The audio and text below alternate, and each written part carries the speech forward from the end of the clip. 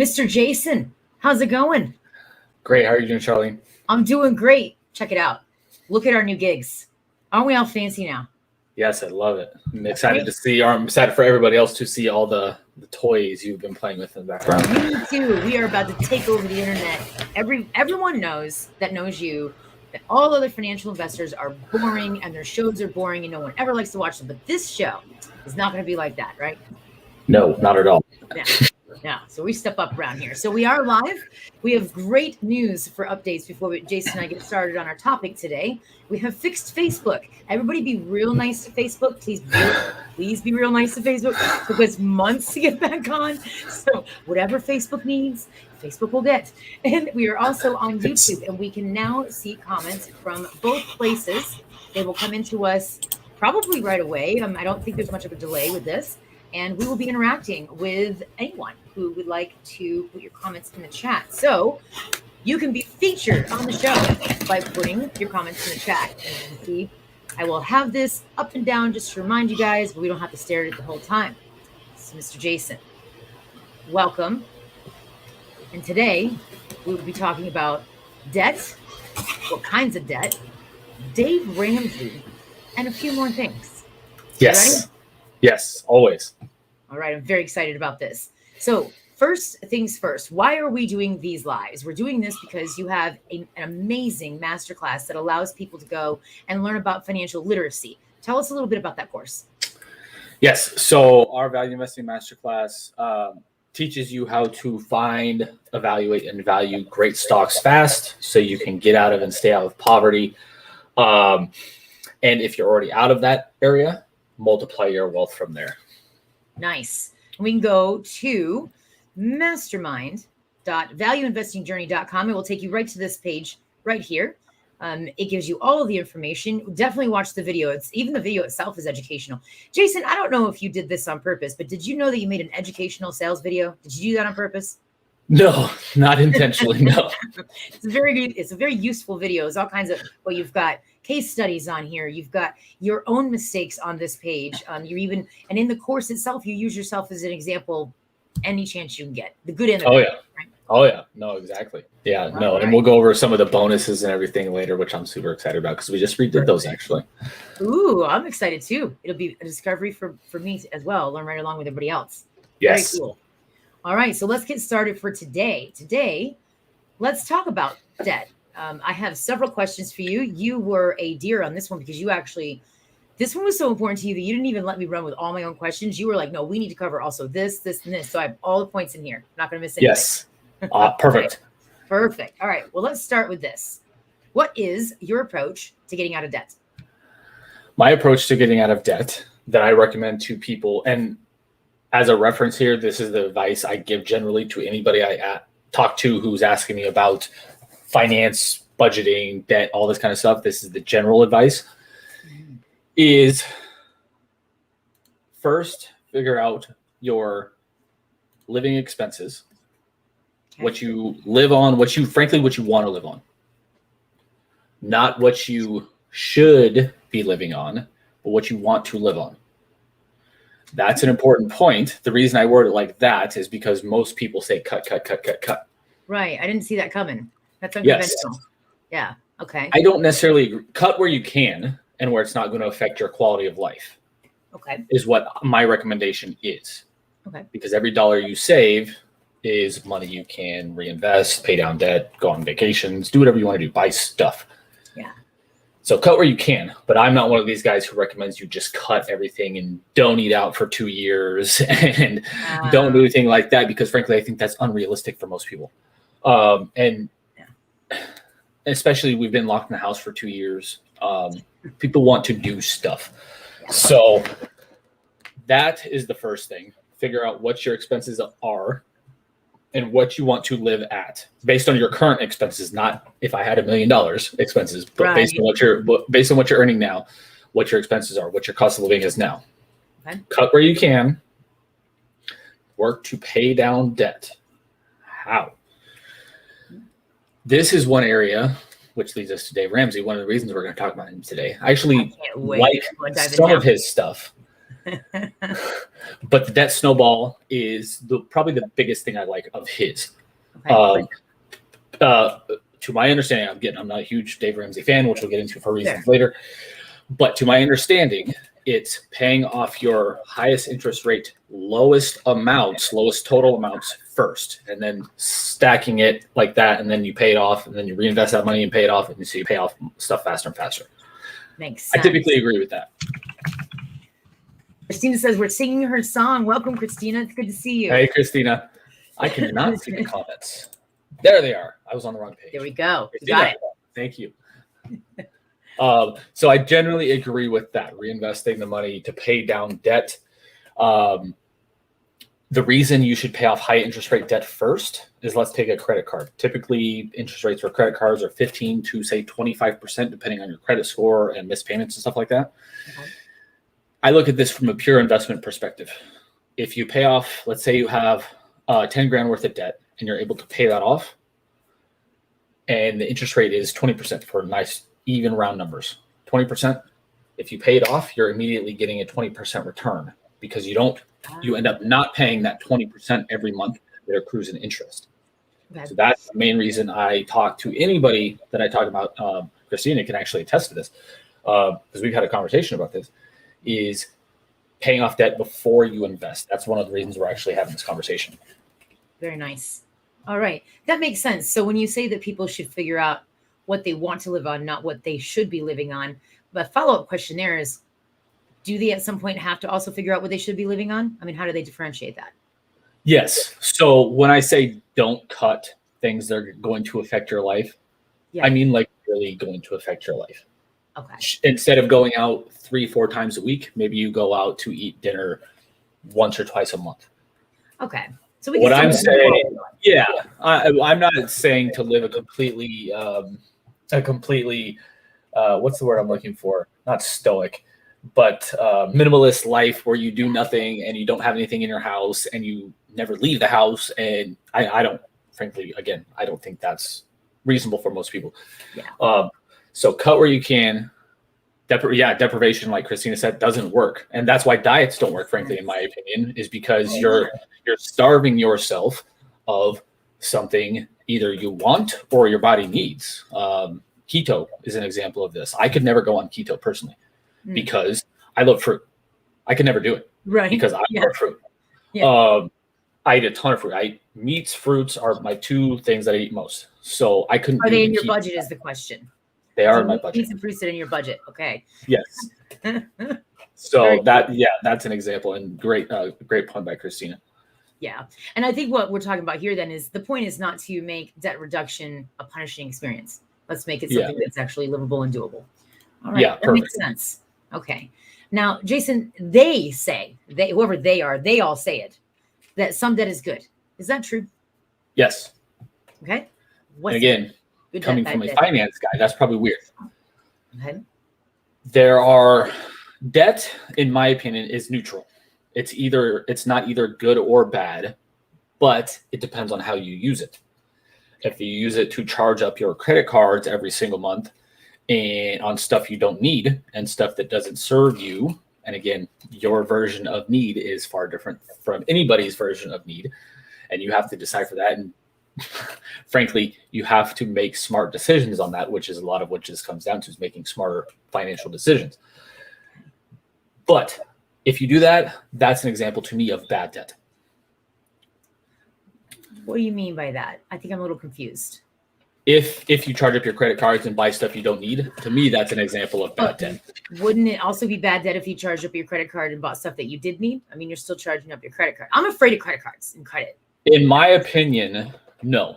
So let's say you and I are both into courses, buying online courses. So if you don't have the cash in hand right now, but you think you'll get a 10x return on, say, a $3,000 course, if you think you'll learn $30,000 worth of information from that course, right, and you actually apply that information, to me, that's a good investment because I believe in self-education. That's, to me, an example of good debt. More traditionally, examples of bad debt and good debt. Bad debt is debt you can't pay. Right. obviously. And good debt is something like what a lot of companies do now is they take out debt. Yeah, to me, it's an investment issue, 100%. Like that, yeah. It's your rate of, student loans. I'm glad you brought that up. I'm so glad you're here. Me too. Student loans. If you go to college just to get the degree, but you don't really have a plan to do it, and you're not going to be in a position that you're going to be making decent money to pay off that student loan, to me, that's a bad debt. If you, however, use that debt to learn the skills, apply those skills, and make good money to pay off that debt, that's good debt to me. Again, so there's various nuances here. And so racking up debt can still be a very logical approach then. It's a matter of weighing pros and cons and what are you going to do? Oh, what are you going to do with it? I think that you just helped me understand that. The plan is to figure out what are you going to do with the debt? What are you going to do with it? Apple is a perfect example of this. This was probably 5 to 7 years ago. Interest rates, I think they got like a loan at 1% interest rate. Okay. When they had like $30 or $40 billion in cash. Why did they get a loan? They didn't need it. Because they used that money that they took out at 1% and they reinvested it in stuff they think could turn into 20 or 30, 40% returns. If you do that, you're automatically multiplying money. The problem is figuring out how to do that. Yeah. And then, of course, the risk for those of us like myself who are a little more risk averse than others when it comes to this topic, I think it'd be a little scary. Christina says, is the return on investment higher than the interest charged on the debt? If yes, good debt. Yes, I like that. That's a typical rule I live by. Christina, we should do a show. You guys definitely should do a show. Mildred, thanks for joining us. It's nice to see you. Hi, Mildred. All right. Yes, you and Christina will get on the show. Hey, we're live, and so anyone listening can watch this right now. We're going to rope Christina. We're going to sweet talk her into a show with Jason. It'd be amazing. Yes. All right. So we've talked about that. Then we've got good debt versus bad debt, what to do with debt. All right. And you mentioned Dave Ramsey in passing. But I think this is funny because in our past conversations, anytime Dave Ramsey comes up, you always have like that look right there on your face. You're always like, don't say it. So, Jason, what are your thoughts on Dave Ramsey? Honestly, not a huge fan of his. I like the information he teaches. I believe everybody should have basic financial literacy. I believe people in general should have lower debt. They should have low expenses as they can, and they should look to increase their income. I, in general, agree with his principles. Okay. What I disagree with is that he teaches this budgeting, paying off debt, all that to generally poor and middle class people, and he makes money off of these people teaching these things while he lives a very lavish lifestyle in a $15-20 million house. Again, I want everybody to be wealthy. I have no problem with, I want to be extremely wealthy. I don't care if you have a $100 million house. I don't care in general, but the way he presents the information, again, to generally poor and middle class people, and then he makes money off these people to buy a $15 house when he's talking about budgeting and paying off debt, that rubs me the wrong way. Okay, so I have so many questions. Let's dive into this Dave Ramsey thing, because I think it'll also take us into further questions about debt and also maybe even some ethical questions. So you're saying that you don't like that he's living in a very expensive house when he's also preaching budgeting to other people. Well, isn't that you assuming that he can't afford the house he's in? I mean, what if he is living within his own budget? Doesn't he have the right to live there? And that is a fair question, because I don't know what his net worth is. I know it's massive. I don't know what it is. So he can afford to live that lifestyle. But this, to me, is very similar to the preachers and the pastors who preach frugality and budgeting and stuff to their congregations. Right. But they drive around in Ferraris and Lamborghinis and stuff. And yes, I know this is the extreme example on both cases, but for those reasons, when it comes to Dave Ramsey, right, it rubs me the wrong way. Do you feel like are you making an assumption that he is offering services to people that they don't need? I mean, it seems to me like he's kind of legit. He's selling them what they want. I love that question. Back in the day, in the 1850s, there were things called snake oil salesmen. Again, I'm not saying Dave Ramsey's a snake oil salesman. We're going there. I'm not saying that Okay. because, again, I do agree with the principles he teaches. But the point you brought up was that he's giving the people what they want. Yeah. So were the snake oil salesmen back in the 1850s. They thought they were getting a remedy.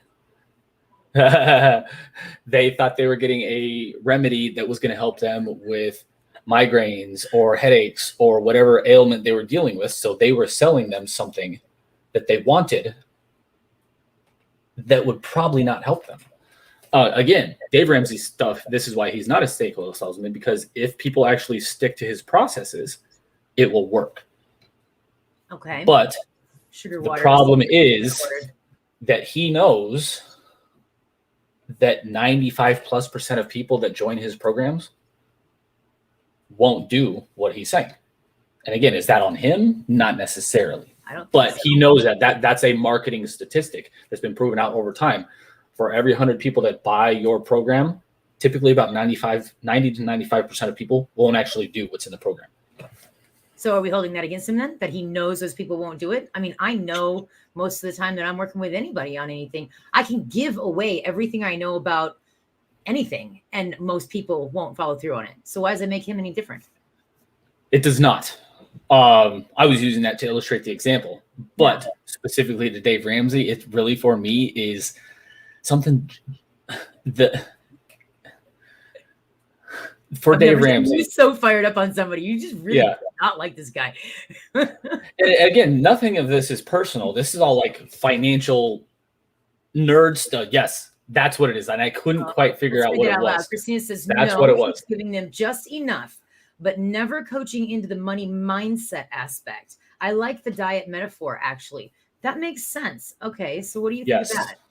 I love that. And that's exactly two reasons why, Christina, you and I need to do a show. Second, that's exactly what I was trying to articulate that I was struggling with, is he does just the bare minimum to get these people's money. And then, again, because they're generally poor and middle class, this might be literally some people's last dollars that they are giving them. But if they don't change the mindset, it doesn't matter how much budgeting you do, because frankly, you're going to hate it unless you completely change the mindset, which goes to the book that Christina, I think you and I have talked about this book before, Secrets of the Millionaire Mind, and changing your mindset when it comes to these kind of money issues. Because if you have, let's say you have a huge spending spouse, I'm not going to change her mindset. We've been together 18 years. I haven't been able to change her mindset because she doesn't want to change. It took me a second to figure out what you did there. I'm sorry. Now it hit me. That was funny. Go ahead. Yes. Sorry. I love my wife to death. We've been together 18 years. We're high school sweethearts. She likes to spend money. I don't. Yeah. And that's fine because that works for us. But unless somebody wants to change their mindset and actually change their habits, it doesn't matter what skills you learn, frankly, in any. And this is why in the Value Investing Masterclass, mindset is the very first thing I talk about in the course, is because if you don't have a value investor's mindset, it doesn't matter how many tools you know, doesn't matter how many valuations you know, doesn't matter anything about that, because you won't be able to have the mental skills to do it. And when I say that, that's things like patience. That seems like doing more work than other people. It's those kind of things. So if you don't have that mindset, yes, Christina, that was a great point. Thank you. I really love this. And she says also that it's a lifestyle change that's the real need. So what we're talking about here then is Dave Ramsey we might be insinuating that Dave Ramsey is Ron, offering what they want. Hi, Ron. Thanks, it's nice to see you. Is offering what they want, but not necessarily what they actually need. And he's capitalizing on what they want, not what they need. So perhaps the issue you're having here, because you are a guy that really likes to take care of your people, he's not taking care of them. Yeah, especially not in the way that I would take care of them. Okay. Makes sense. And again, that's a personal philosophy thing. I don't know. I don't know him personally. But also the way he presents his information bothers me too, is if you're not doing these things, and again, maybe this is just my perception. Right. But if you aren't doing these things and you're poor, then sucks for you. Yeah. Okay. That, I mean, again, maybe that's my perception, but that's kind of how I see it. Makes sense. I love this. Ron says each marriage has at least one spender. That might be true. maybe a different aspect, but it might be true. I think, Ron, you and Jason can go out and have a beer and commiserate one day. You guys will be fine. Christina says it's like giving you an aspirin to stop the pain, but never digging into why the pain is there. And that's that back to that mindset. Okay, so on this aspect, I was prepared to ask a few more pushback questions about Dave Ramsey. But the thing is, as a business owner, it is our responsibility to dig into what do our clients, what do our customers actually need, and how can we truly serve them. And if we're not doing that, then I think we're perhaps missing a very important ethical step there. And it seems to me like you feel as though that step may not have been taken. And I think I get it. Yes. And Henry Ford had a great quote about this back when he invented the car and kind of made it mass produced the Model T and all that. Right. He said, if I would have asked people what they wanted, they would have told me a faster horse and buggy. Yeah. Yeah. He gave them what they needed. So he gave them what they needed. And that's the whole Batman thing. I'm not the hero they want, but I'm the hero they deserve, or something like that. I don't remember what the exact word is. Makes sense. All right. Well, let's dive into some education then. So you have me sold on some debt might be good as long as I know what I'm going to use it for and how to be careful with it. Okay. So how do we begin building a solid financial foundation today? And why is that so important? The reason that is important to build a solid foundation now, brothers from a different mother. We've had that conversation before. The reason building a solid foundation now, today, is important is because the faster you start building your solid financial foundation, the faster you start building money, and the faster that money multiplies with the effects of compounding. How does that work in a real world sense? Warren Buffett, the greatest investor ever, I'll phrase this a different way. He made 97% of his $80 billion wealth after the age of, I think it was 60 or 65.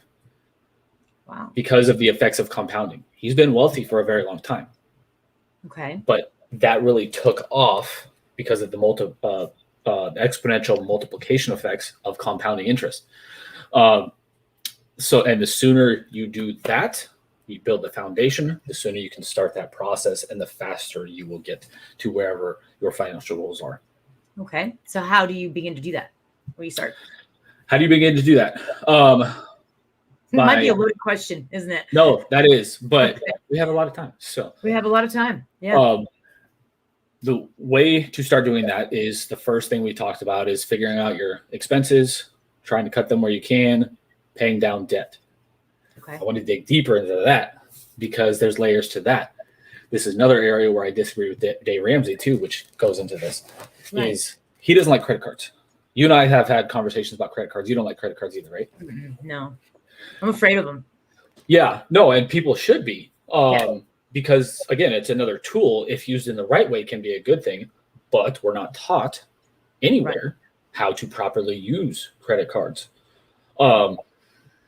So for an example of paying down debt, you should pay down credit cards typically first because they're in general the highest interest rates that people have on their debt.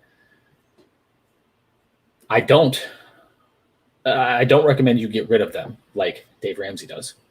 Because again, most people, even if they build up an emergency fund and stuff like that, health emergencies come up, kids emergencies, dentist appointments, pet emergencies, these things come up. And if you don't have a credit card, when those come up, even especially if they're above the amount of your emergency fund, then what are you supposed to do? You're supposed to take out more debt. I don't necessarily agree with that. Yes, credit card debt is a form of that, but that's one reason. Again, if you can control the credit card and you're spending on it, that's one reason I think you should keep a credit card. All right, but how do you know you can control? I mean, aren't we back into a situation where these credit card companies are sharks. I don't have to have a credit card to know that. I mean, they want Yes. you to overspend, especially in the middle class and poor. The interest rates aren't. I saw some interest rates in some of these cards that are like 23 to 29%. I'm like, are you freaking insane? Are you insane? If I put $100 of gas on that a month, I'm paying, and I don't pay that off, I'm paying how much more? So why should we even be friendly with these kind of companies that are sharks? They actually are very upfront about the fact that they want us to fail. So why do business with them to begin with? Oh, I'm not saying you should if you don't want to. I'm saying in rare cases for things like we've talked about, emergency stuff like that, they can help. They can also help increase your credit score, which is important if you ever want to buy a home or get a car loan, stuff like that. And this goes back to the mindset stuff that Christina was talking about a little bit ago. Right. If you can learn how to control, and you want to, again, I'm not saying you should have a credit card if you don't want to. Do whatever you want. But if you want to have one and you can control it, this is a way to increase, I see down here, your spending power, your purchasing power, to increase your credit scores for buying that stuff and for also emergency funds and stuff like that as well. Okay. Yeah. And to finish that. But to your point, sorry. It's not, these credit card companies are absolutely right. They don't care about us. They don't really want to help in a real world sense. They want to make money. But having said that, again, to me, it's just another tool that you can use.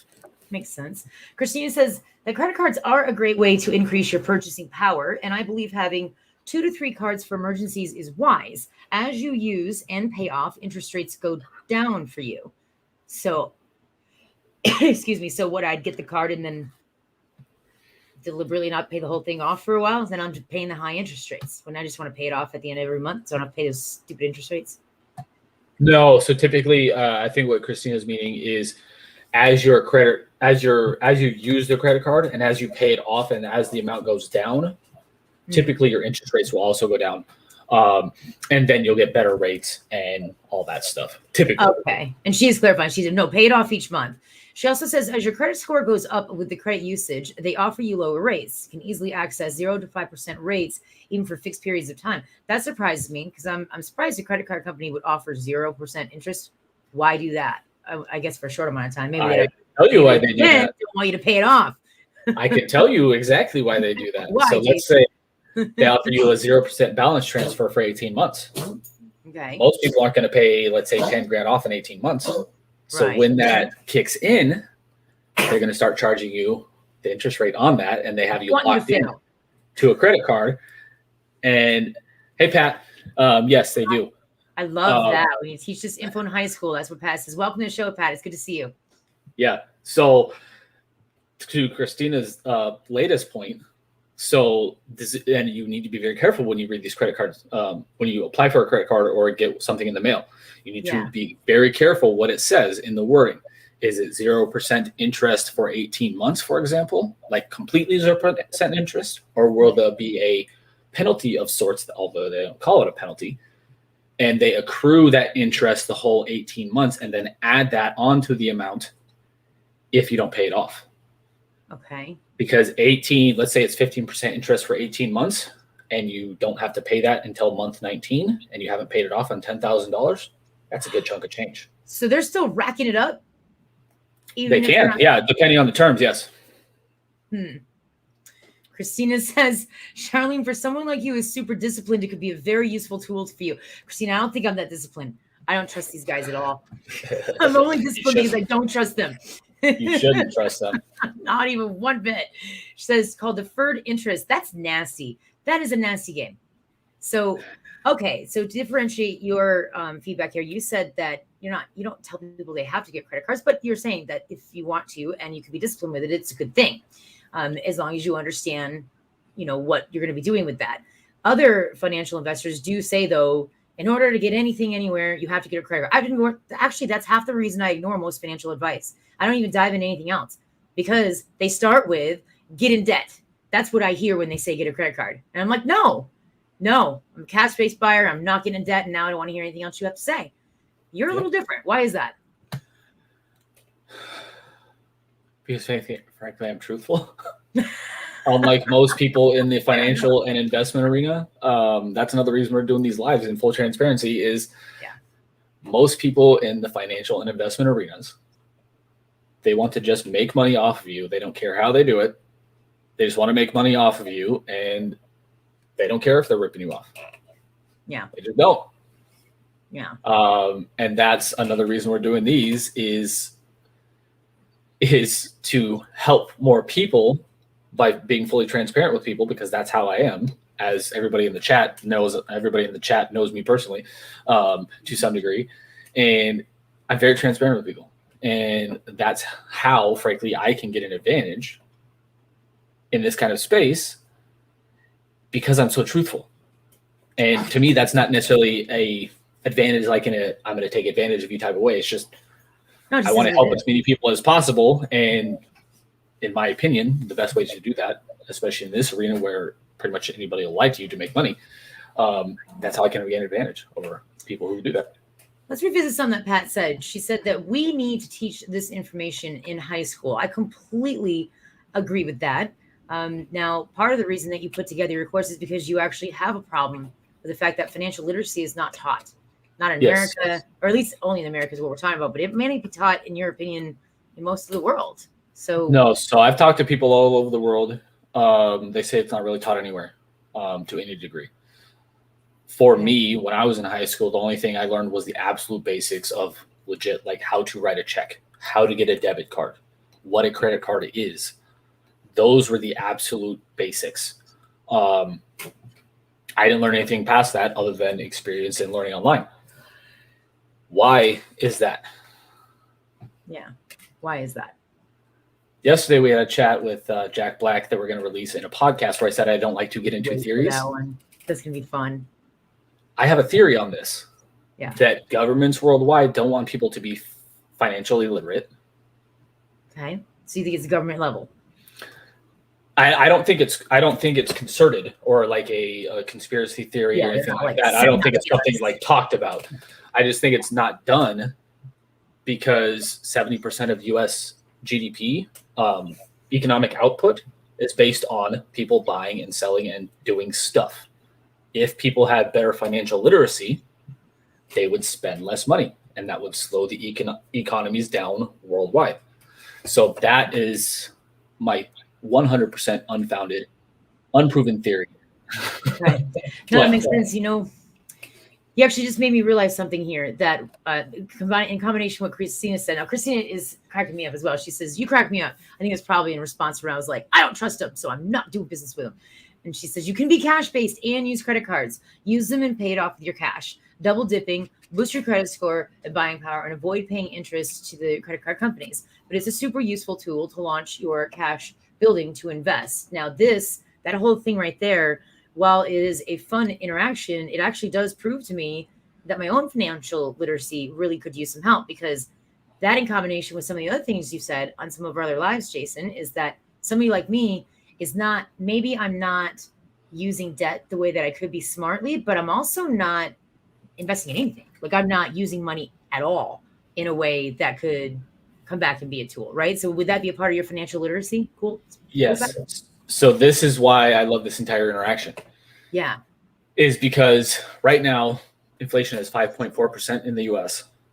So if you just are in cash, you're earning negative amounts after you account for inflation and taxes, because you're earning less. Cash doesn't earn anything. It does if you invest it. Oh, well, now I feel like an idiot because I walked right into that. Yes, you did. That's why I'm smiling. I think you did that on purpose. Go ahead.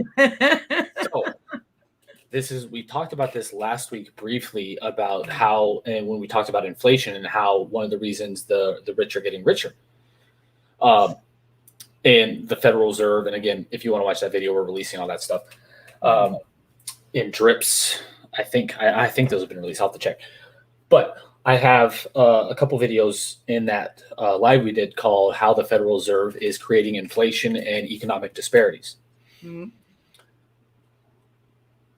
What this entire conversation gets to is, if you're not investing right now, Again, using your credit card is a way to invest potentially, depending on how you use that. If you can earn, if let's say you have a 10% credit card interest rate, but you can earn 30% returns based on the knowledge or whatever you buy from it. I'll use a real world example. I used to buy stuff from thrift stores, Salvation Army, Goodwill, stuff like that. Oh yeah, I love those stores. Those are great stores. Yeah. And sell them on eBay. These are like name brand stuff like Polo, Ralph Lauren, stuff like that. So, and I used to put that, not all the time, but sometimes I would put it on credit cards. Okay. At say, again, 10, 15%. And I would sell that on eBay for a profit. And because I was investing that money, multiplying that money and earning a higher return on it than I was paying out in the credit card debt. Does that make sense? It does. Yeah, that makes sense. Now, I like that use. That could be a neat thing to do. Actually, I don't know if I'd mind selling on eBay. I don't think I have to buy anything. I could sell stuff from my house and just straight up make money. That part I like. I've done that before. That part I like a lot. All right, perfect. All right, so we have a very interesting question here that I thought I was going to wait until a little later to get into it, but let's just dive in right now. Why should people under 40 not expect Social Security? And I'm going to follow up with, how do you know? Is this another freaking right-wing conspiracy theory? Are you one of those whack jobs out there saying that the government's against us all and they're going to want to take us down? No, it's pretty much all that. Okay, fair enough. Except for, how do I know? Yeah. How do I know? I wish I would have brought this up. I forgot to bring it up. Okay. Social, and I'm bringing it up on my other screen. We'll run. Bring it up on your screen, and then we can share it right in here if you want. Yes. Here we go. This article just came out. Well, this article came out today, but this article is based off of, if that makes sense. And I'm going to share my screen. Can you guys see the screen over here? Correct. Yes, we can. Yep. Oop. Okay, I haven't read this article. Again, this is just what popped up. The main point I want to make here is the Social Security Board of Trustees last month announced that the Social Security fund will run out of money by 2033.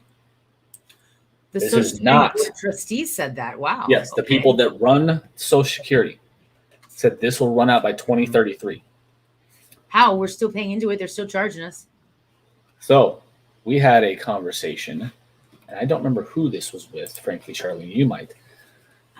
This was in our mastermind, actually. Now I remember it. Ah, okay. About the Social Security being a giant Ponzi scheme. Okay. How is it a Ponzi scheme? Like Bernie Madoff. Because we all pay into Social Security.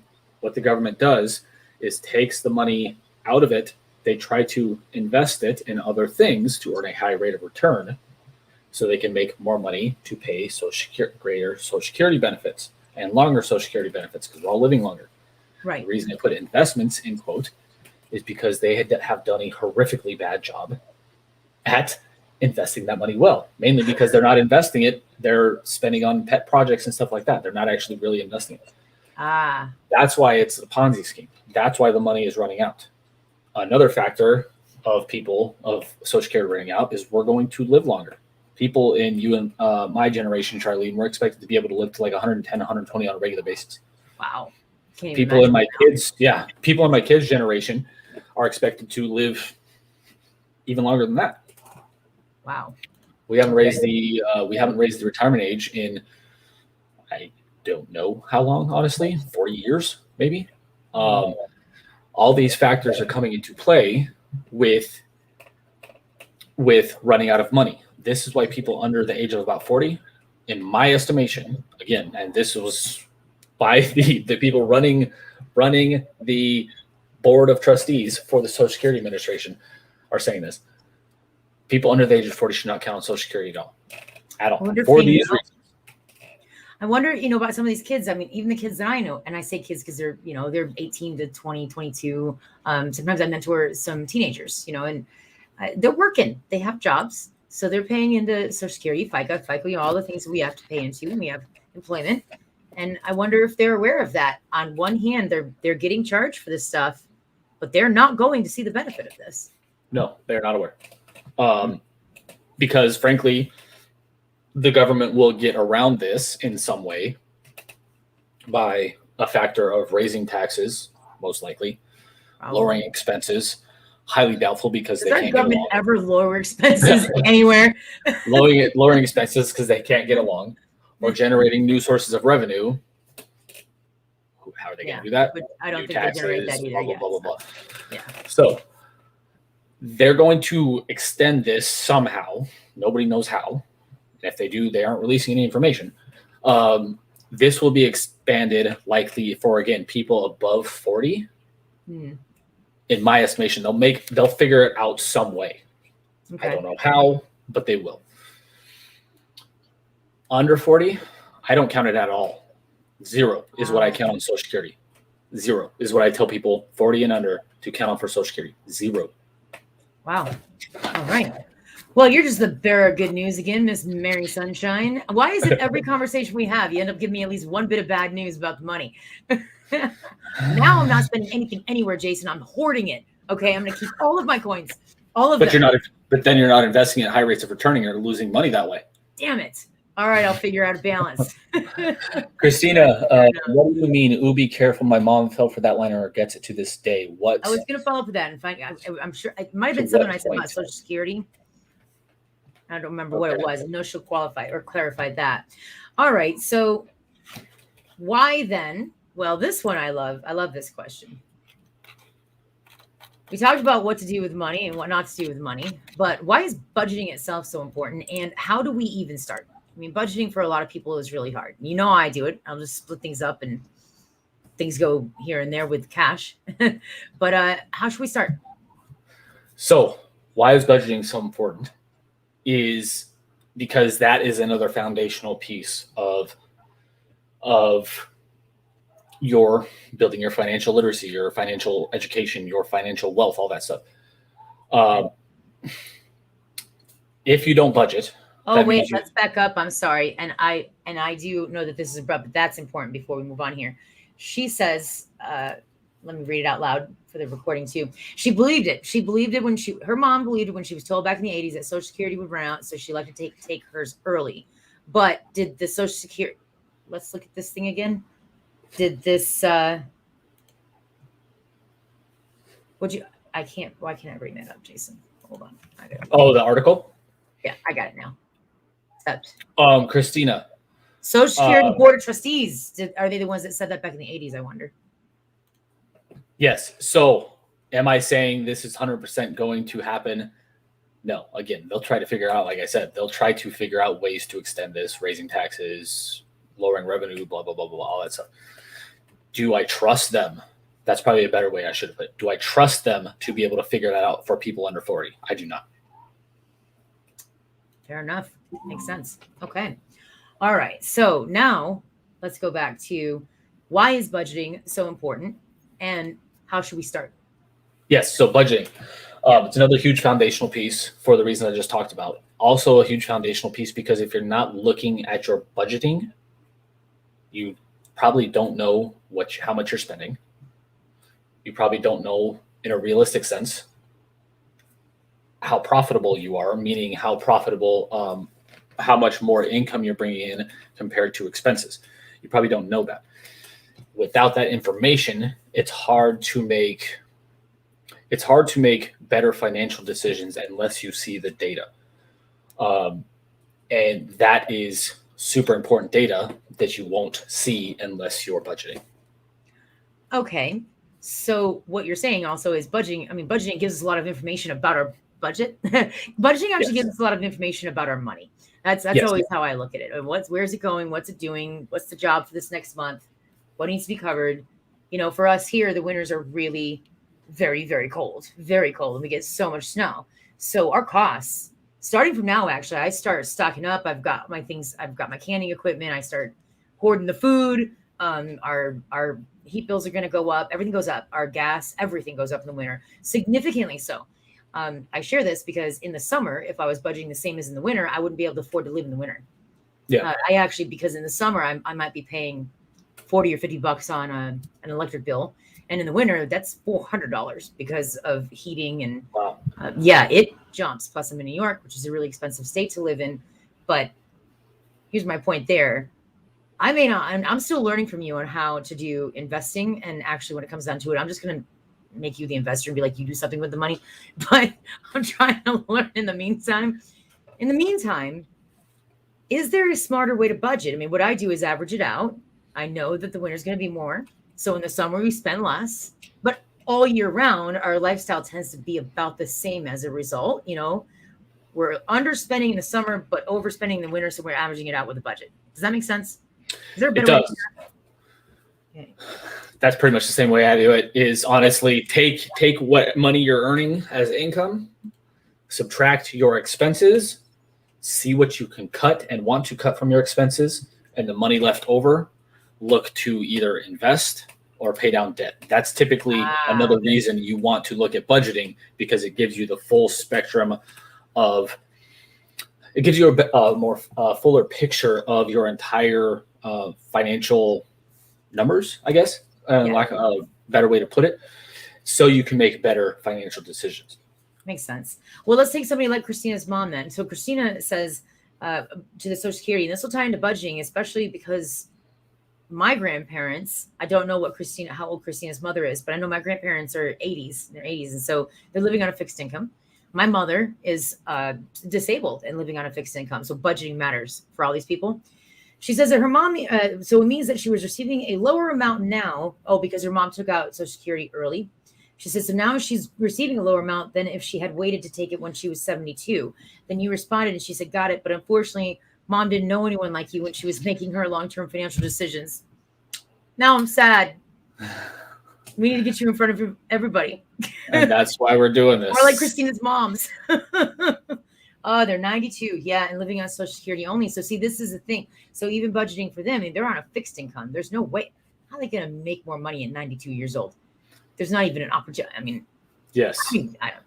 So, well, and that gets to a great point that a lot of other people don't talk when it comes to financial literacy. Most people just say to cut as much as you possibly can, live below your means. And again, I agree to that, or I agree with that. But you should also look when you can, when you're of the age to do that. Oh, Christina's a good daughter. Sorry, she said she gives it to him, hence her business. Love that. That's awesome. When you are of the age to do that, you need to try to figure out ways to make money, as many ways to make money as you possibly can, to stack cash, pay down debt, invest more, do all the things that we've talked about, so that you can have the ability to retire as you want to retire. All right. Well, that actually lends beautifully into the next question. Why should we focus on building as much income as possible? And I know it's not just about budgeting, but why overall? Yes, that is why. That is the faster you stack money, cash. And again, I'm not even saying thousands or tens of thousands, hundreds of thousands of dollars. If you can figure out how to squirrel away $5 a week, $20 a week, $100 a week, that's better than either spending that money on stuff you don't need. Plus, that also gets you closer. If you choose to invest it, that gets you closer to starting that compounding trend, because compounding works better and faster with higher amounts of money, but it still works with $1. Okay. So if you start investing well today, again, or earning more cash and then investing well today, the faster you multiply that money. It's hard. I'm not going to say it's easy. Again, that's why I also believe in having 3 to 6 months of emergency funds, which I believe Christy and I talked about as well. I might have talked with you about that privately as well, Charlotte. Yeah. Having an emergency fund is a big thing that I recommend pretty much everybody does. And when I say emergency fund, 3 to 6 months of expenses, not income, expenses. So you, in an absolute emergency, let's say COVID comes back and we're all locked down for another 6 months. Your business, your personal business that you run, gets locked down for 6 months starting today. You have 6 months to wait it out or invest it in something else if you have a 6-month emergency fund of your expenses.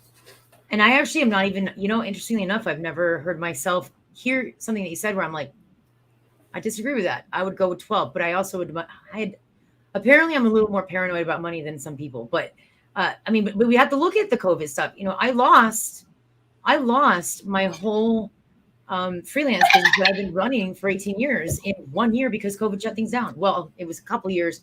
Some other factors were contributing to that. But if I just go with 6 months, I mean, it took me what? I'm just now recovering and going in a new business direction. But before then, we were able to live off what we had for a good 14 to 16 months. If we didn't have that, I don't even know. I don't know how, I don't know where we'd be. I don't even want to think about it. I couldn't sleep if I got, down well, that the reason I say 6 months is for twofold.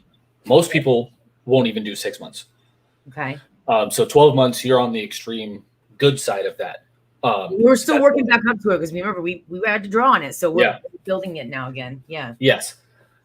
Another reason is after you get over a certain amount, and this amount, I can't give general advice on this because this is very individualized based on everybody's income, expenses, debt, all that stuff. Paranoia levels.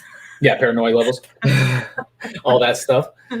After you get over a certain level that you and your family, loved ones, or just yourself are comfortable with, you should invest that money, in my opinion, because you're going to earn a higher rate of return on that money if you invest it. And to be clear, as I know we've talked about this before, let's reiterate this though. Right now, at this point in time, though, you are not recommending that I invest that money in the stock market at all.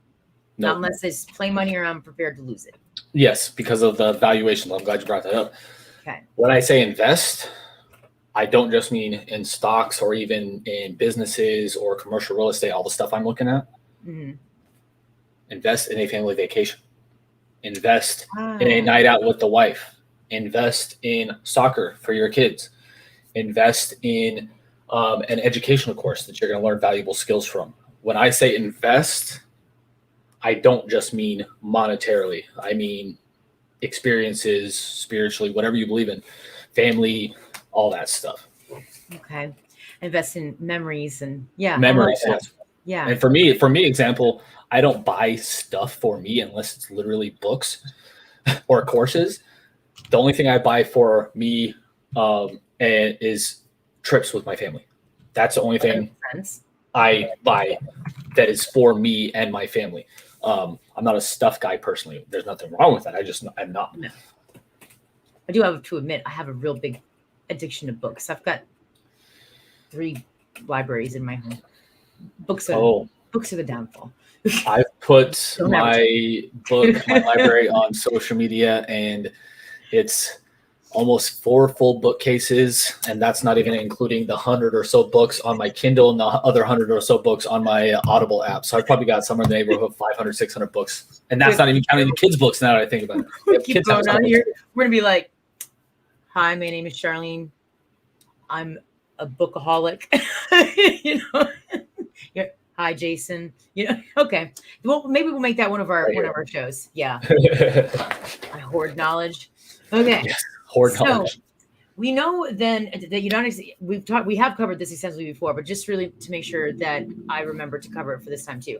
So you say don't invest in stocks, but definitely look at real estate.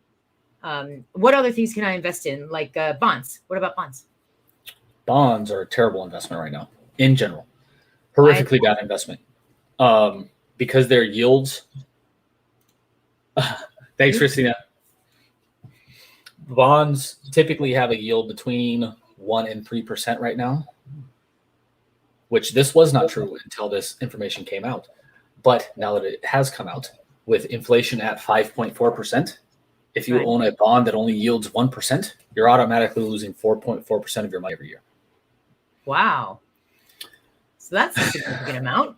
Yes. Another reason bonds are terrible right now is because they are at such historically low interest rates. Okay. The only way they can go up, unless they go negative, which would be even worse, in my opinion. Right. But so historically, the only way they can go up is up. And when bonds price goes up, or when interest rates on bonds go up, their price and value goes down. Wow. Okay. So let's say they go up to 5% interest rates in the next 10 years. I have no idea if that's going to happen. But if you buy a 1% bond today, that means you're going to lose about 80% of the value of the bond. Okay. So if I don't want to put my money in real estate and you're recommending that I don't invest in the stock market and I don't invest in bonds, where else should I put my money? This is what I recommend every person I talk to, publicly or privately, is I recommend you invest in yourself right now. And again, that doesn't just mean courses or college or universities. That's learning specifically valuable skills. Okay. I have 4, and I added a 5th actually after one of our lives because we kept talking about this. Is 4 skills I recommend that I have personal experience with. There are probably more, but the ones that I have personal experience with that I think anybody should learn: writing, specifically copywriting and editorial writing, stuff like that. Speaking, marketing, sales. If you learn those 4 skills, you'll learn how to make money. Or you can make money pretty much no matter what. You won't even be replaced by automation, robots, and AIs, which is one of our other conversations that we had. If you do those 4 things and you invest in learning valuable skills, then you can do skill number 5, which is multiplying that money through investing in things like value investing and finance, increasing your financial literacy, which will help you multiply your money. The first 4 skills will help you earn money. The 5th skill you can earn money from, but it'll help you multiply that money as well. That's what I recommend pretty much everybody right now invest in, is improving themselves. And again, this could be improving your relationship with your wife, kids, husband, whatever. This could be taking trips. This could be buying another of your 10 million courses that you and I both have, or books that we both have. They could be all those things. I'll sell my books for $500 a pop, and then you can invest. But I'm not letting go of even one for under that price. They are worth that much. I promise you. Every single one. Every single one. Every single one. It's not a bad book in the bunch. Yes. All right. So that makes sense. All right. So we have covered a lot actually on this. But there's one thing that I do want to ask, and I had to mute myself when I was typing because I'm really loud, but this one I just won't. So I'll ask you and then I'll mute. You don't like Dave Ramsey, which is fair. Actually, I think you sold me on that. I get that. Listen, I wasn't even a fan of his to begin with, but I wasn't not a fan. So yeah, it makes sense. So where you got me there, though, was on the business side. I don't like the appearance of him not want to take care of his customers. That's not okay. That's not no. And again, the reason I'm not saying he's doing that intentionally is because I don't know him. But to me, that's the appearance he gives off, and that bothers me. Yeah. So who do you recommend that we go to use as resources to get out of debt? So you just start with that. For general financial literacy, that is a great question that I don't have an answer to, because most people who teach general kind of basic financial literacy at scale, I either don't agree with, like Dave Ramsey, or I don't know much about, like Susie Orman. I don't know much about her. Okay. Jason Rivera. Pat said Jason Rivera. I love that. It's not a course we sell or anything, but I have advised people on that, and I do still advise people on that. The reason I didn't say me outright was because I don't have courses on that, although I can help with these kind of free educational things, which is, again, another reason we're doing this, to get the information out there everywhere we can. But in terms of paid content, I don't have a recommendation for paid content. Well, I have a request for you. I'll put you on the spot. What would be your willingness? And I won't put you on the spot for a deadline, but would you be willing to have a look around? Because I'm betting if you could look around, knowing that you wouldn't like endorse it or put your name on it, but you could say, what about, I'd be curious to see if you could find any public resources, any traditionally conservative type of resources, financially conservative resources that you would approve of, that maybe we could start sharing with some people. What do you think? Yes, I will look, but somebody did come to mind. The book me and Christina mentioned earlier, Secrets of the Millionaire Mind. I've read that book 6 times this year. 6 times this year. I read a lot, but I've read that book 6 times this year. That is my most read book this year. Pretty much everybody, in my opinion, should read that book. He doesn't necessarily talk about specifics of financial literacy, like budgeting and stuff like that, but the overall concepts will work for budgeting and growing your wealth and stuff like that. So I would, on second thought, think about that. Okay. I love that. All right, that was the last question I have on all of the things for today. But there is a reason that we're doing this stuff, Jason. Your financial literacy message is quite an important message. So why do you care so much? Why are we here? Yes, we are here in large part, not only to help you and educate you, but anyone who wants to learn from our newly relaunched Value Investing Masterclass, where people will learn anything I've learned up in the 15 years of my career, you learn in this course. What does that mean? That means how to find stocks, specifically where I find these stocks that I look for, how to evaluate them, how to value them 23 different ways. How, and the reason people should learn this, in my opinion, is because it can help people get out of and stay out of poverty. And again, if you're already past that, then it can help you multiply your wealth with these principles, because these principles of value investing, when people think of value investing, they think about stocks only. But I've used the skills and knowledge I've built up over the last 15 years to make money, not just from investing in stocks, but through consulting with people, through writing for investment newsletters, through consulting with businesses, to doing all sorts of stuff with this knowledge and skills. So that's why it's so powerful to me, learning valuable skills, including value investing, and our masterclass is so valuable to me, is because I've gotten so much value out of these that I want to share that with other people. I love it. And here's where we can go. We can go to mastermind.valueinvestingjourney.com. I will go ahead and drop this in the chat as well.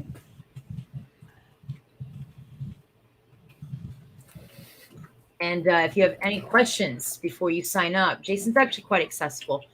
Put a chat or a comment on YouTube, put it right on Facebook, drop a DM, right? They can reach you anywhere that they can reach anybody else on social media, right? Yes, no, exactly. And I am very interactive, as Charlene found out yesterday, the last couple of days, with people when they ask me questions or respond, even in a nasty way, on we'll have fun social with it. media. I warn you, if you respond, if you're mean, we will find it amusing and we will have fun with it. So it won't have the detrimental effect you're hoping for. Preferably, though, just be nice. It's about financial literacy. Let's help each other. Right, Jason? Yes, exactly. No boomer name calling. And don't call Jason a boomer.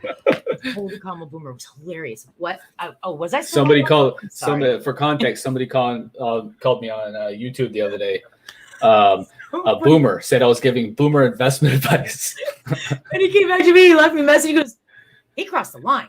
Not a boomer. I mean, I couldn't breathe. I couldn't even breathe. So, but hey, it was hilarious.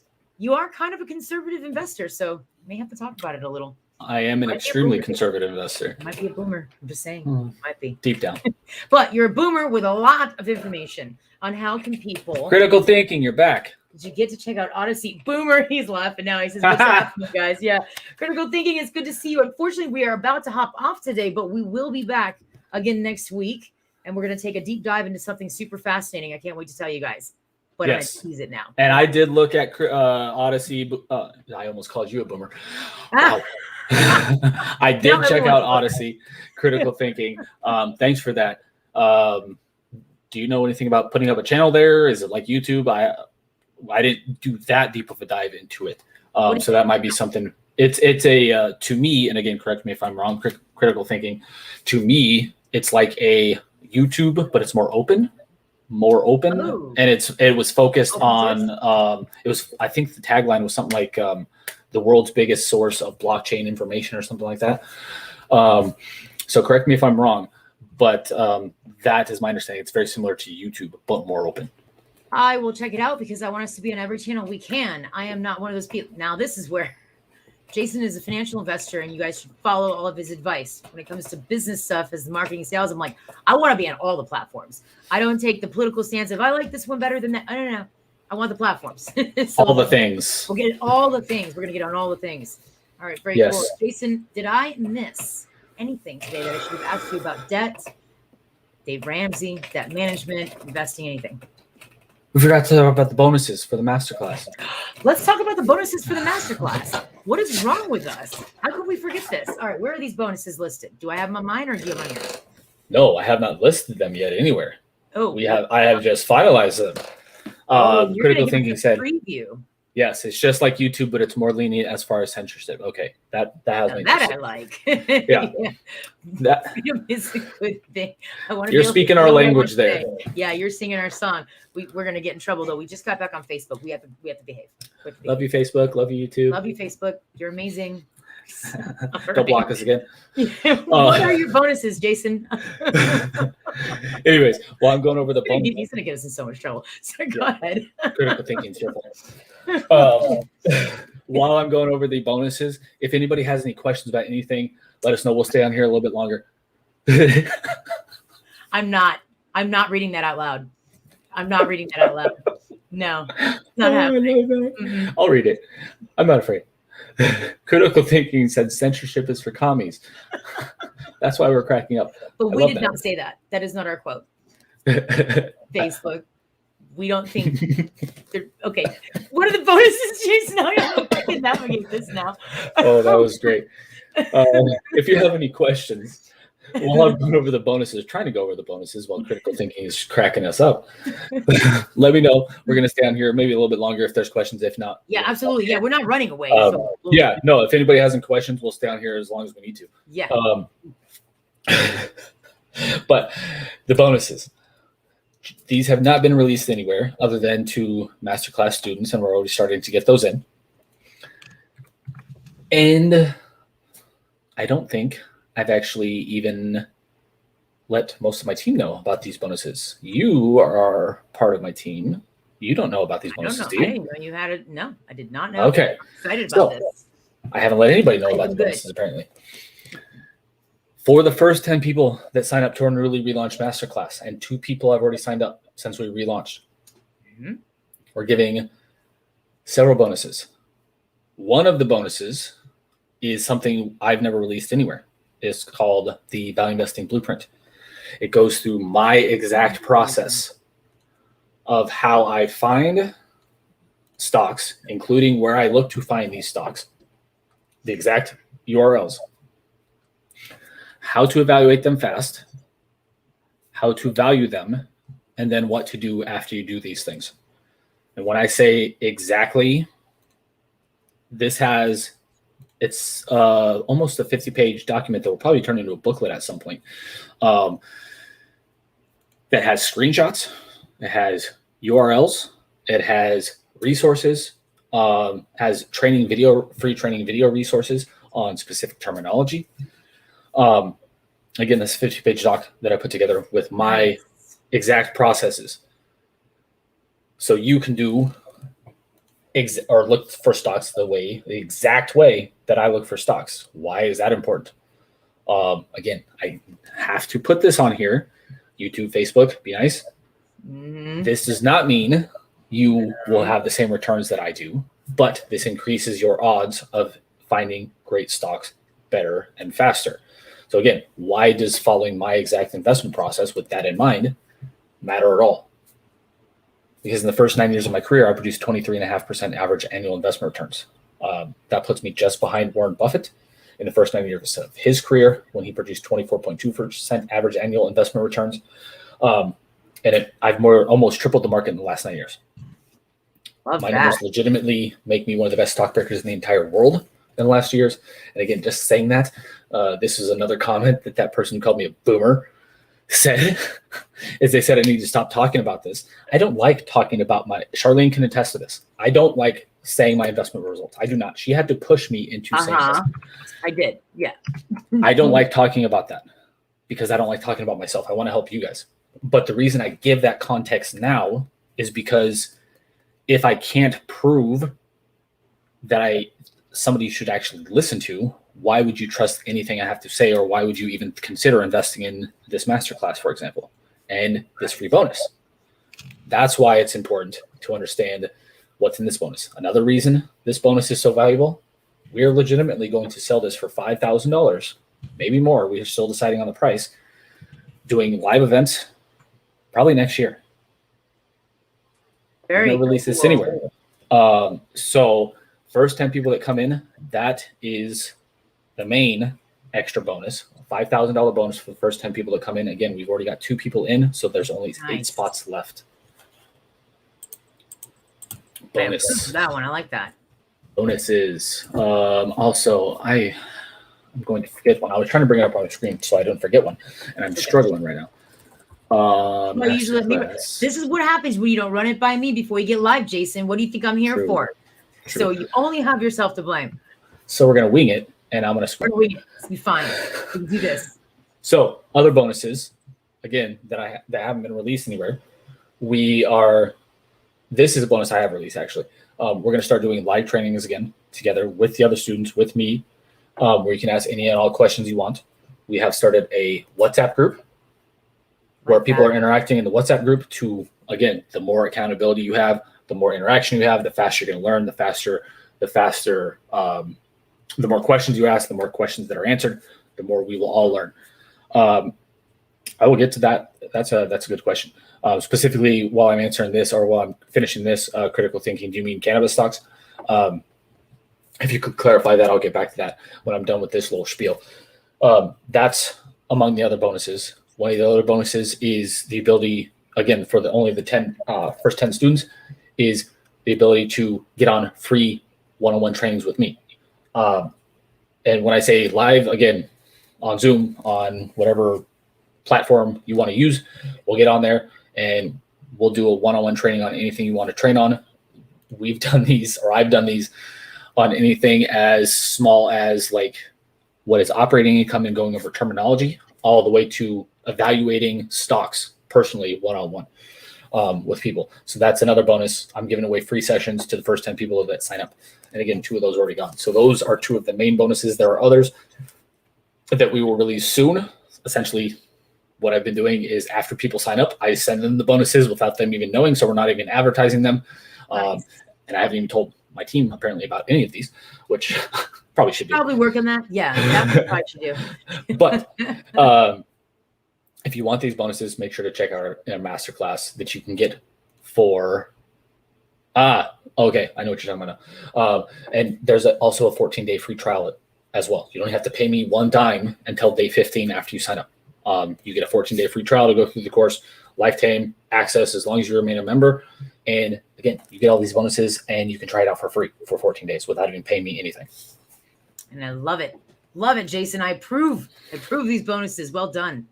All right, let's talk about some plant stocks. Critical Thinking says, what are your thoughts on investing in plant-based stocks? And then he says BNYD, TTCF, OTLY. He's speaking Swahili now. I can't. I only speak English. Critical Thinking. I'm sure you got Critical Thinking. BYND is Beyond Meat. I know them. I've evaluated them. TTCF, I think, is Tattooed Chef. I've evaluated them. I'm finding the video for you on YouTube because I've done an analysis on them that I'm going to send you. I don't know what OTLY is, in full honesty. But what these stocks are these are the typically vegan-based stocks. Beyond Meat specifically makes meatless meat patties out of whatever they make the patties out of, soy, tofu, plants, plant-based protein, all that stuff, as meat replacements. This is becoming a trend because people not only want to eat healthier, but at some point we're going to have to figure out how to feed 12 billion people, which I think is what the population is supposed to go to by 2050. I think it's either 10 billion or 12 billion by 2050. We're going to have to figure out how to feed all these people. So in general, again, I've evaluated 2 of these personally. It's too early for me without doing a full analysis of each individual stock, which I can frankly do, especially I'll do on Oatly's OTL. Okay. So here's what I'll do. I can speak directly to BYND and TTCF because I've evaluated them. I will add it to my calendar to do OTLY for you, to do a stock analysis video for you on that stock. But in general, can we do it live next week? Can you do that analysis on that stock next week live with me? Show me how to do it. Yeah, we can do that. Perfect. Critical Thinking. Thank you for the topic for next week. I appreciate that. Yes. Yeah. No, Critical Thinking. And we will be on Wednesday. We'll be back to Wednesday next week, right? No, Thursday. Thursday next week because I got a seminar.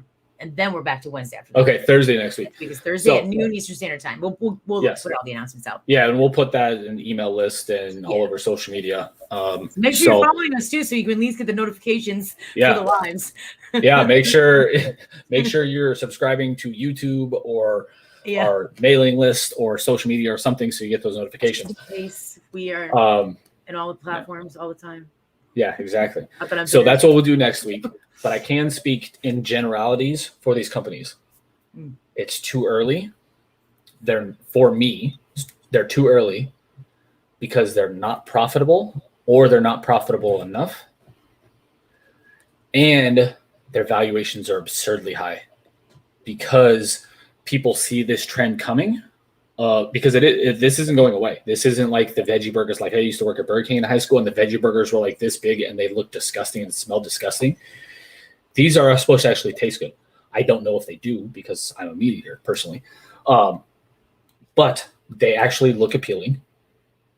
They supposedly taste great, and people want to live better or eat better, eat healthier, and have a more sustainable protein source. So this is not going away, in my opinion. But their valuations are so absurd, absurdly high, and their profits are low. And there's right now what's going on with them, again, in general, is a massive amount of speculation. Which, again, if you want to invest in speculations, I think we talked about this last week, maybe 5-10% of your portfolio, speculation is fine. But in general, for portfolios I manage, for example, I don't invest in this kind of stuff because it's too early. They're not producing enough profits and they're way overvalued. But we can find out for sure on Oatly because, again, I'm not familiar with them. The name doesn't even sound familiar to me. So we can go over that next week on the vegan community is exploding. It 100% is. 100% is. And again, that's not going away. That's going to continue growing. Because, again, even let's say people aren't vegan. We have to figure out how to feed 5 billion people by 2050, something along those lines of 5 billion more people by 2050. This is one of the ways we're going to do that. It's like my marketing mind kicked in. I'm like, look into the vegan community and see what they need for lead magnets. I'm like, make a note. I'm making a note. Exactly. I'm still trying to find that video for you. TTCF is the ticker. Here we go.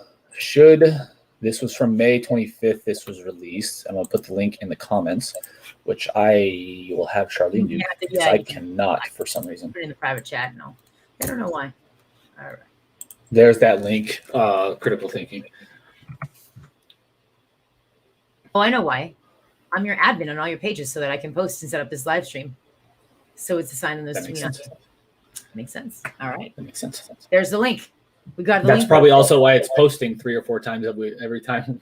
Well, we can see that, but they can't. So what's going on there? So we're using a quick inside the scenes lesson, guys. We're using a software called StreamYard, which is fantastic. I love this thing.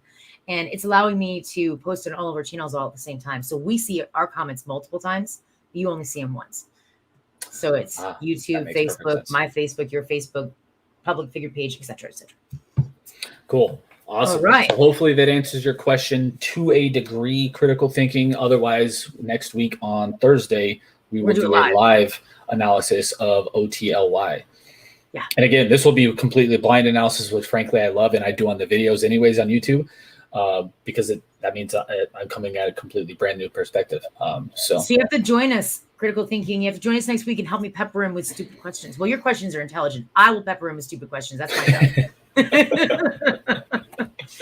All right, I think that about wraps for today. I don't see any new things in here, and I'm out of new questions. But Jason, I'm excited about next week. I've never been able to work with a financial investor willing to do a stock analysis live. Yes, that's pretty cool. Yes, no, I love doing those, and I'm looking forward to it too. Thanks for the idea. All right, take care, everybody. Talk to you guys later. All right, thanks, everybody. Bye.